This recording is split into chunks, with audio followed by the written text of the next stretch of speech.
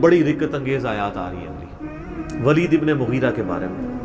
سیدنا خالد ابن ولید رضی اللہ تعالیٰ عنہ کے جو والد تھے نا، وہ بہت انٹلیکچوئل آدمی تھے، عرب کے ذہین ترین لوگوں میں شمار ہوتے تھے، امیر ترین لوگوں میں ولید ابن مغیرہ۔ شام یعنی طائف کے اندر بھی اور مکے کے اندر بھی ان کے اپنے آپ سمجھ لیں ایسٹس موجود تھے۔ تو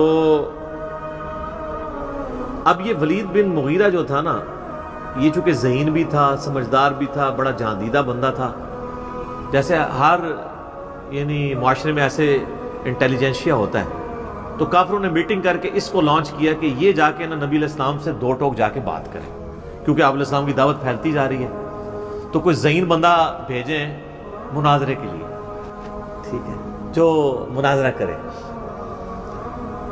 اب آپ علیہ السلام کے پاس جب وہ آیا، آپ صلی اللہ علیہ وآلہ وسلم سے جب گفتگو شروع ہوئی تو اس نے ہر طرح سے سوال کر کے آپ کو نا چیک کیا، جس کا ذکر جو ہے نا وہ پچھلی صورت میں بھی گزر چکا ہے، میں نے پہلے بتایا تھا، آگے آ کے نا اس کی ڈیٹیل بھی آئے گی۔ سورہ المعارج میں تھا یا سورہ قلم میں تھا۔ تو اب وہ نبی علیہ السلام سے ڈسکشن کر رہا ہے، پھر واپس آتا ہے اپنے وہ دار الندوہ کے اندر جہاں پہ وہ بیٹھا کرتے تھے۔ اچھا، یہ ساری چیزیں نا عمر سیریز کے اندر انہوں نے فلمائی ہیں جناب، ولید بن مغیرہ بھی دکھایا ہے، اور وہ جو میٹنگز کرتا ہے، جو مل کے آتا ہے، تو وہ بڑا اس کا چہرہ لٹکا ہوا ہوتا ہے، کیونکہ ذہین بندہ ہوتا ہے۔ اب وہ اس سے پوچھتے ہیں بتاؤ کیا بنا، کیا اس کو ہم جادوگر کے؟ ان کا نہیں، جادوگر نہیں ہے، جادوگروں کو میں جانتا ہوں، یہ جادو کلام جادوگروں والا ہے ہی نہیں ہے۔ نقول ساحر هو ساحر ما هو بالساحر لقد رأينا السحار وسحرهم فما هو بنفسهم ولا عقدهم۔ پھر وہ کہتے ہیں شاعر، ان کا شاعروں کا تو مزاج ہی کچھ اور ہوتا ہے، عشق مشوقی والا ہے۔ اس شخص کا تو پورا کریکٹر ہمارے سامنے ہے، شاعر بھی نہیں۔ شاعر اذن ما هو بشاعر لقد عرفنا الشعر كله هزجه ورجزه وقريضه ومبسوطه فما هو بالشعر۔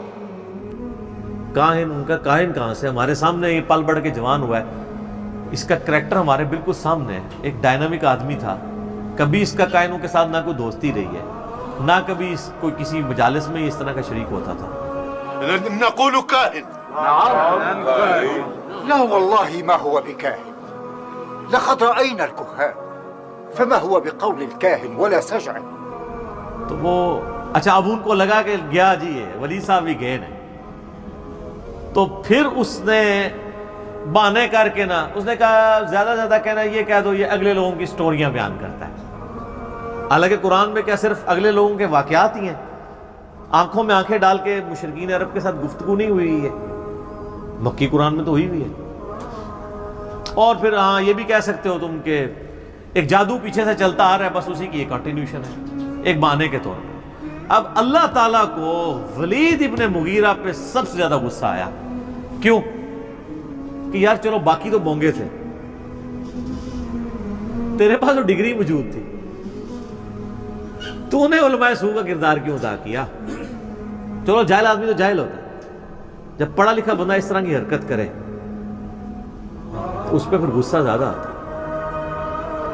اب یہاں سے اللہ تعالیٰ کا غصہ ولید ابن مغیرہ پہ شروع ہے، اور کس سخت الفاظ کے ساتھ ہے۔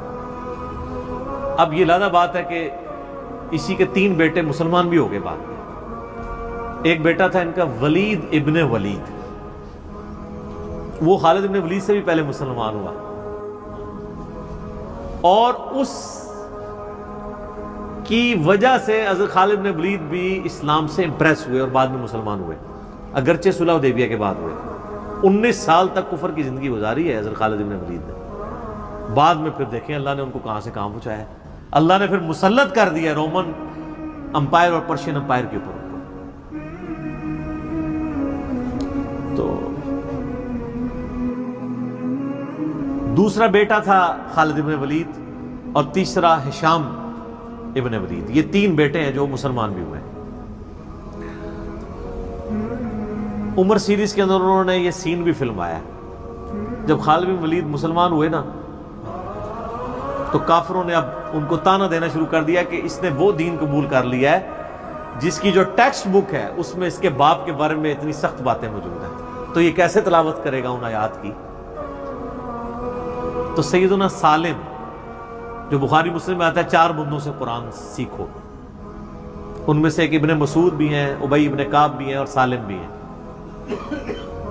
یہ یعنی ینگ سے نوجوان تھے، ان کے پاس حضرت خالد بن ولید آتے ہیں اور کہتے ہیں مجھے قرآن سکھاؤ۔ یار اسلام بڑوں بڑوں کی اکڑ توڑ دیتا ہے، یہ عرب کے لوگ یہ غلاموں کو تو جوتی کے برابر نہیں سمجھتے تھے، اور کدھر اسلام ہے کہ وہ ایک غلام زادے سے کہہ رہے ہیں کہ مجھے یار قرآن سکھاؤ۔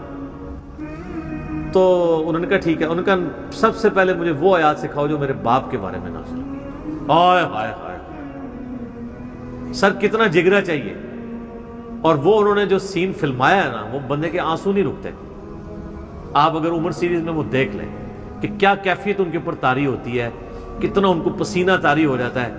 یار آپ ذرا امیجن کریں نا کہ ہم میں سے کسی کے ماں باپ کے بارے میں قرآن میں آیات ہوں کہ اللہ تعالیٰ فرمائے کہ اس کو ہم عنقریب دوزخ کے اندر جھونکیں گے جہاں وہ نہ زندوں میں ہوگا نہ مردوں میں، اور یہ کہنے والا اس کائنات کا مالک ہو، جس کے اوپر کسی کی دھونس نہ چل سکتی ہو، جس کا فیصلہ کوئی ریورٹ نہ کر سکتا ہو، تو اس بندے کی کیا کیفیت ہوگی؟